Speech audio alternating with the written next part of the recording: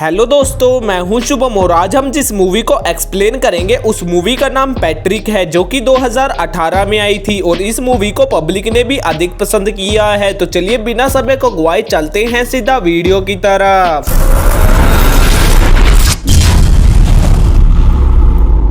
Movie की शुरुआत में एक लड़की दिखाई जाती है जिसका नाम सारा था, जो कि अपने घर पर अकेली रहती है। इसके बाद एक कुत्ता दिखाया जाता है जिसका नाम पैट्रिक था और वह अमीर वाली जिंदगी जी रहा था। लेकिन जब उसकी मालकिन उसे बाहर घुमाने ले जाती है तो उसे अचानक से कुछ हो जाता है और वह वहीं पर मर जाती है। और देखते ही देखते उसके जमीन के भी हिस्से कर दिए जाते हैं। और सारा की वह नानी लगती थी तो उसके हिस्से में पैट्रिक आता है। परंतु सारा को डॉग अच्छे नहीं लगते थे, लेकिन फिर भी वह उसे मजबूरी में अपने पास रखती है और मकान मालिक से बचाती हुई अपने घर ले जाती है। जिसके अगले दिन सारा जब पैट्रिक को घुमाने जाती है तो वहाँ पर उसकी पड़ोसन भी आ जाती है, जो कि अपने डॉग को लेकर आई थी। और थोड़े ही समय में वह उससे बात करके वहाँ से चली जाती है। जिसके बाद वह उसी शाम पैट्रिक को पार्क में घुमाने ले जाती है, जहाँ पर बहुत सी हिरन थी। तो पैट्रिक उनके पीछे भागने लगता है और सारा पैट्रिक के पीछे भागने लगती है। जब सारा भागकर थक जाती है तो वह पास में बेंच पर बैठ जाती है। तब एक लड़का पैट्रिक को पकड़कर लाता है, जिसे कि सारा पसंद करने लगी थी। इस बीच हमें पता चलता है कि सारा एक टीचर है और आज उसे एक स्कूल में इंग्लिश टीचर के रूम में कक्षा 11 को पढ़ाने का ऑफर मिला है, जिसके लिए सारा घर पर पैट्रिक को अकेला छोड़कर स्कूल चली जाती है, जहाँ के बच्चे सारा को सीरियस नहीं ले रहे थे। और पैट्रिक, जो कि घर पर सभी सामान की तोड़फोड़ कर रहा था और खिड़की से दूसरे कुत्तों को भी भौंक रहा था। इसके बाद हमें सारा स्कूल में दिखाई जाती है, जो कि एक एथलीट टीचर से दोस्ती करती है। और जब वह स्कूल खत्म करके घर आती है तो वह घर का हाल देखकर चौंक जाती है। तब वहाँ पर उसकी पड़ोसन भी आती है, जो कि कहती है कि तुम इसे घर पर अकेला मत छोड़ा करो, हो सकता है हमें मकान मालिक यहाँ से निकाल दे।